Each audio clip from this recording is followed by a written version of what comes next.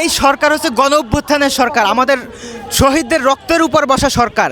কিন্তু তারা বলেছিল 90 দিনে তারা স্বাস্থ্য ব্যবস্থা সংস্কার করবে, আজকে 6 মাস হয়ে গেছে। এই প্রশ্ন তাদের কাছে আমরা রাখতে চাই, কেন 6 মাসেও তারা এখনো এই স্বাস্থ্য খাতকে সংস্কার করতে পারলো না। কোটা ব্যবস্থা পরিপূর্ণরূপে বিলোপ করতে হবে, পরিপূর্ণরূপে 24 ঘন্টার মধ্যে ফলাফল পুনঃপ্রকাশ করতে হবে এবং স্বচ্ছতার সাথে উত্তরপত্র প্রকাশ করতে হবে। ছেলে 74 পেয়ে চান্স পাচ্ছে না, আরেকজন ছেলে হচ্ছে 71 পেয়ে ঢাকা মেডিকেলে চান্স পাচ্ছে। এটা তো স্পষ্ট একটা বৈষম্য। আপনাদের স্লোগান ছিল কোঠা না মেধা, সেই কোঠা না মেধা এখনও আপনারা স্লোগান কেন দিচ্ছেন?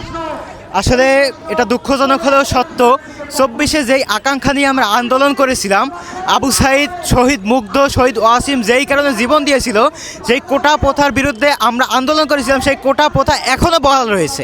এবং আমরা দেখেছি গতকালকে মেডিকেল ভর্তি পরীক্ষার রেজাল্ট দিল, এবং সেই রেজাল্টেও আমরা মুক্তিযোদ্ধা কোটার মাধ্যমে 40 যেখানে পাস মার্ক সেখানে 37 পেয়েও চান্স পেতে দেখেছি, যেখানে 73.75 পেয়েও অনেক মেধাবী শিক্ষার্থীরা চান্স পায়নি শুধুমাত্র এই কোটার কারণে।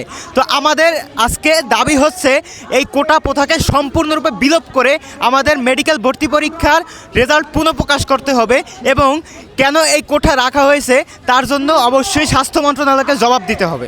একজন 90 পাস স্টুডেন্ট রাত দিন পরিশ্রম করে হলো তার ওই নাম্বারের পিছে যে শ্রম সেটা আমি দেখতে পারি। আমি নিজে 90 পাস স্টুডেন্ট, 90.75 পাওয়া, আমি জানি অন্তত কি লেভেলের কষ্টটা আমার করতে হয়েছে, দিন রাত না ঘুমিয়ে আমাকে পড়াশোনা করতে হয়েছে। সুতরাং যে এবার ফার্স্ট হয়েছে, সেকেন্ড হয়েছে, তাকে আমি একদম বুঝতে পারি, তার চেহারা দেখে আমি বুঝতে পারি যে সে কি লেভেলে কষ্ট করেছে। আর 40 পাস স্টুডেন্ট ডেফিনেটলি সেজন বেসরকারি মেডিকেলে চান্স পাবে, ঠিক আছে, কিন্তু তাই বলে ফরিদপুর মেডিকেলের মতো সরকারি মেডিকেলে চান্স পাওয়ার যোগ্যতা তার নাই, যেখানে 71 থেকে 72 পাস স্টুডেন্টরা চান্স পায় না। আর 84.5 যেখানে কাটমার্ক, সেখানে 73, 74, 71, 72 কীভাবে ঢাকা মেডিকেলে চান্স হয়? এটাই তো আমার কাছে, সরকারের কাছে প্রশ্ন, জাতির কাছে প্রশ্ন।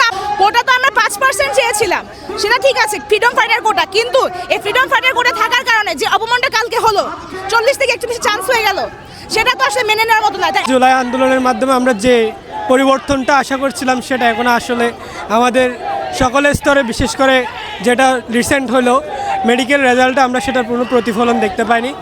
আমরা চেয়েছিলাম কোটা বৈষম্য যাতে বাতিল করে সকলকে সমান সুযোগ দেওয়া হয়, যোগ্যরা যাতে যোগ্য স্থানে পেতে পারে।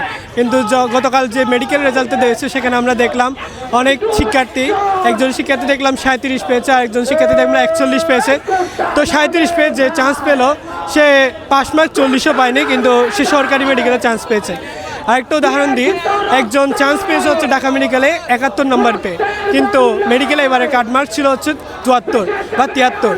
তো যে ছেলে 74 পেয়ে চান্স পাচ্ছে না, আরেকজন ছেলে হচ্ছে 71 পেয়ে ঢাকা মেডিকেলে চান্স পাচ্ছে। এটা তো স্পষ্ট একটা বৈষম্য। সো এই বৈষম্যের বিরুদ্ধে আমরা আজকে অবস্থান কর্মসূচি।